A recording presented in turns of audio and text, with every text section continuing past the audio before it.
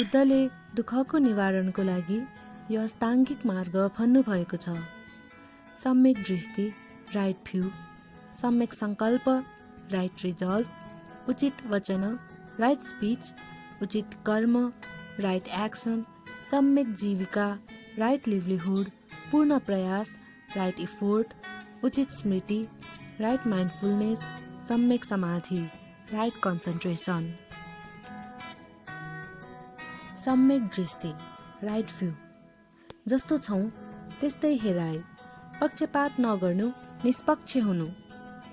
बुद्धले दुःखको कारण अविद्या हो भनेर भन्नुभएको छ, जसको कारण व्यक्तिको मिथ्या दृष्टि हुन्छ। त्यसकारण सम्यक दृष्टि हुनुपर्छ।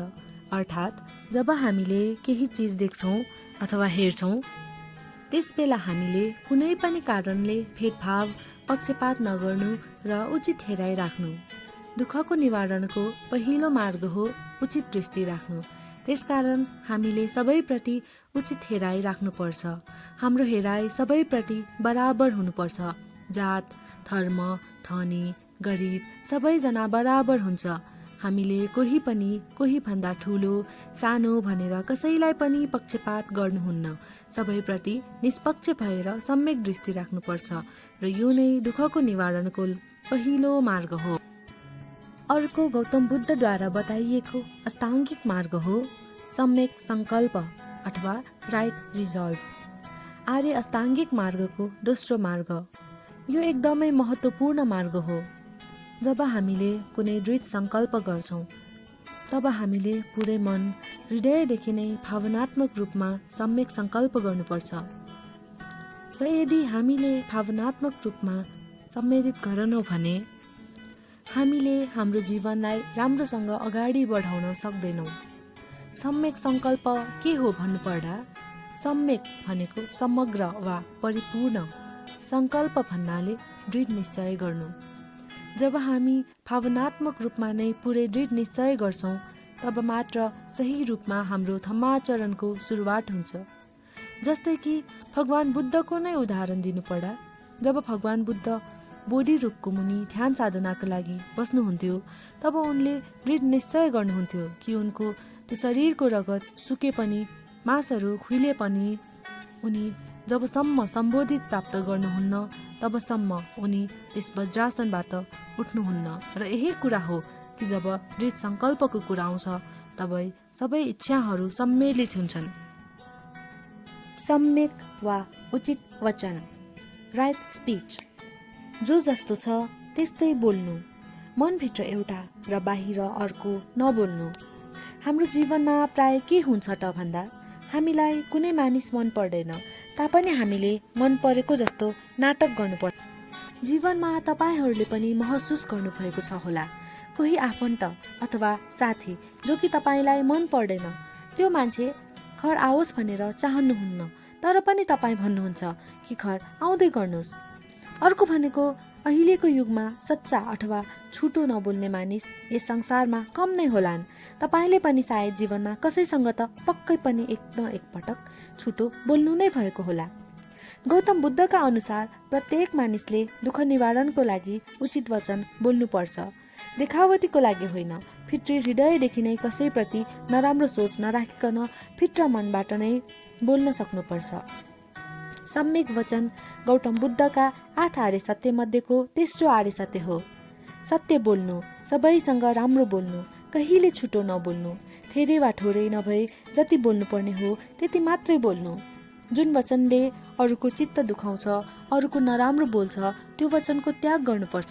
त्यसै कारण सत्य वा राम्रो उचित वचन बोल्नु नै सम्यक वचन हो।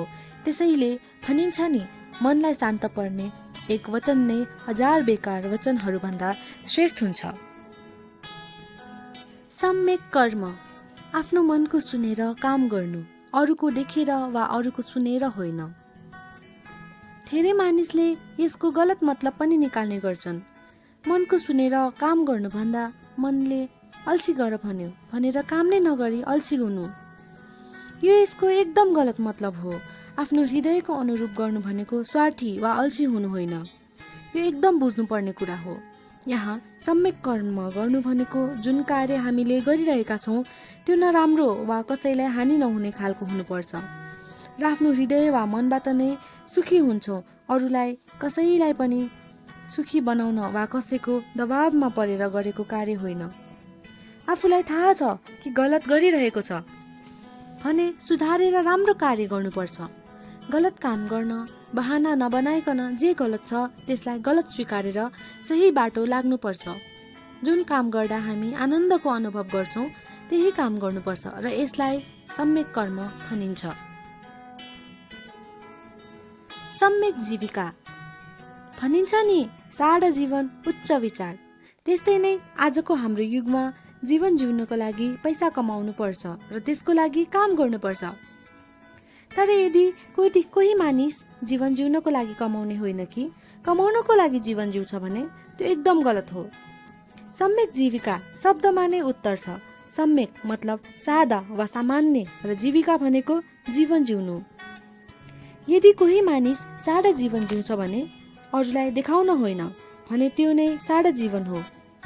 जस्तै कि एकजना व्यक्ति एकदमै मरिमेती काम गर्छ, पैसा भनेपछि केही पनि नदेख्ने, आफ्नो जीवनलाई पुग्ने गरी उसँग जति पनि धन छ तापनि ऊ अरूलाई देखाउन धेरै सङ्घर्ष गर्छ।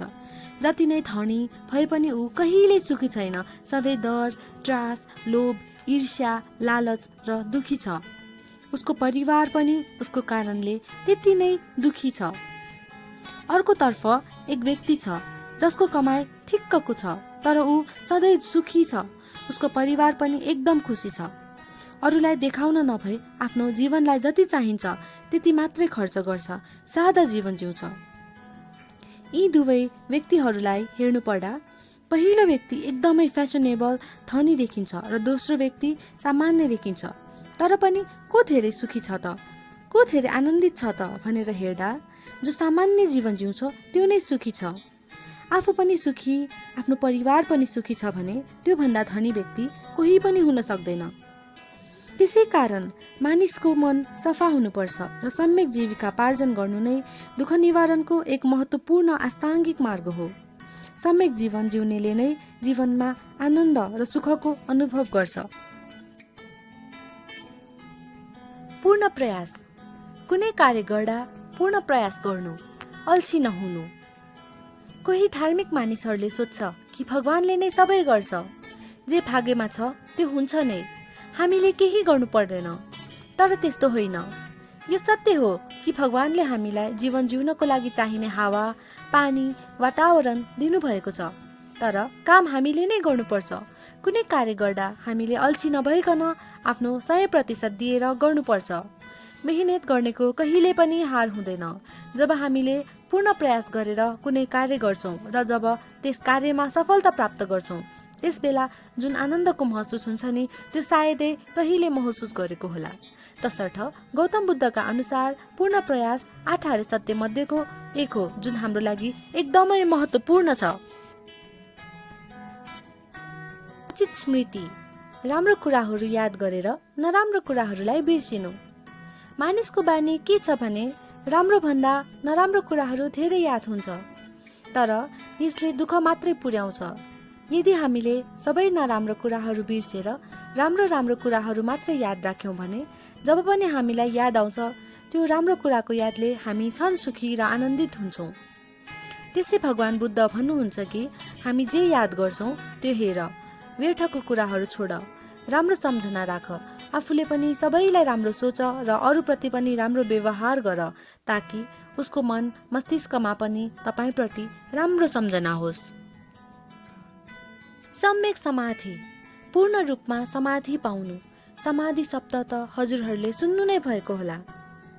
कोही मानिसहरू यस्ता पनि हुन्छन् जो समाधि प्राप्त गर्नको लागि सजिलो तरिका चाहन्छन् र कुलतमा फस्ने गर्छन्। कोही ठोङ्गी गुरुहरू हुन्छन् जसले भन्छन् मेरो शरणमा आऊ, म समाधि पाउने सजिलो तरिका बताउँछु। तर समाधि प्राप्त गर्ने सजिलो तरिका छैन। गौतम बुद्धलाई नै पनि समाधिको प्राप्ति गर्न 12 वर्ष लागेको थियो। दुःख निवारणको अन्तिम मार्ग हो सम्यक समाधि। कुनै पनि नराम्रो कार्य नगरी लागु औषधहरू प्रयोग नगरी आफ्नो मेहनत र सङ्घर्ष गरेर समाधि प्राप्त गर्छ त्यो व्यक्ति सबै अरू व्यक्तिभन्दा बेग्लै हुन्छ। उसले जुन आनन्दको अनुभव गरेको हुन्छ त्यो एकदम नै अलग हुन्छ। समाधि प्राप्त गरेर उसले परमात्मालाई प्राप्त गर्छ। उसले जीवनको महत्त्व थाहा पाउँछ र समाधि प्राप्त गर्नु नै गौतम बुद्धको अन्तिम अष्टाङ्गिक मार्ग हो। साथीहरू, यदि हामीले गहन रूपमा सोच्यौँ भने हामीले थाहा पाउँछौँ कि गौतम बुद्धका अनुसार हाम्रो सबै दुःखको कारण हाम्रो इच्छा, वासना, तृष्णाको कारण उत्पन्न हुन्छ। यही इच्छाहरूको कारणले हामीले फेरि फेरि जन्म लिनुपर्छ, दुःख भोग्नुपर्छ र फेरि मृत्युको मुखमा पुग्छौँ। हाम्रो इच्छाहरूले नै हामीलाई यस जीवन र मृत्युको चक्रमा फसाएर राख्छ। यसबाट छुटकारा पाउन हामी होसमा जिउनुपर्छ र ध्यान साधना गर्नुपर्छ। यसबाट छुटकाराको लागि गौतम बुद्धले हाम्रो लागि यी मार्गहरू बताउनु भएको छ।